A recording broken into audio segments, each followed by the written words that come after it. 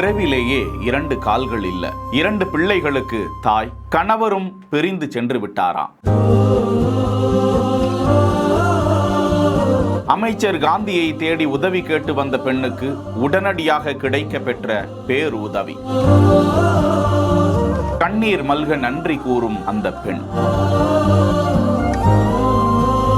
ராணிப்பேட்டை மாவட்டம் வாலாஜாபேட்டை அடுத்த குடிமல்லூர் என்கிற கிராமத்தை சேர்ந்த பெண் 38 வயதுடைய தீபா. பிறவியிலேயே 2 கால்களும் இல்லாத மாற்றுத்திறனாளி. திருமணமான அவருக்கு 2 ஆண் பிள்ளைகள் இருக்கும் நிலையில் கணவரும் அண்மையில் பிரிந்து சென்று விட்டதாக சொல்லப்படுகிறது. காய்கறி வியாபாரம் செய்து பிழைப்பு நடத்தி வருகிறார் அந்த பெண்மணி. இந்த நிலையில் மாற்றுத்திறனாளி தீபாவிற்கு 4 சக்கரங்கள் இருக்கக்கூடிய மாற்றுத்திறனாளிகளுக்கான வாகனம், அந்த சிறிய வாகனம் இருந்தால் பேரு உதவியாக இருக்கும் என சட்டமன்ற அலுவலகத்திற்கு சென்று அமைச்சர் ஆர் காந்தியை சந்தித்து கோரிக்கை விடுக்கிறார். தனக்கு 4 சக்கரங்கள் இருக்கக்கூடிய 2 சக்கர நாற்காலி தேவை என உதவி கேட்க அவருக்கு வழங்கி நடவடிக்கை எடுப்பதாக உறுதியளித்திருந்தார் அமைச்சர். இந்த நிலையில் தனது சொந்த நிதியிலிருந்து அமைச்சர் அவர் கேட்ட வாகனத்தை வாங்கி அந்த பெண்மணியை அழைத்து ஒப்படைத்த போது ஆனந்த கண்ணீரில் தீபா அமைச்சருக்கு நன்றி கூறிக்கொண்டார். தனக்கு இலவச தொகுப்பு வீடு ஒன்று கட்டி கொடுத்தால் தனது பிள்ளைகளின் வாழ்வாதாரத்தை காப்பாற்ற உதவியாக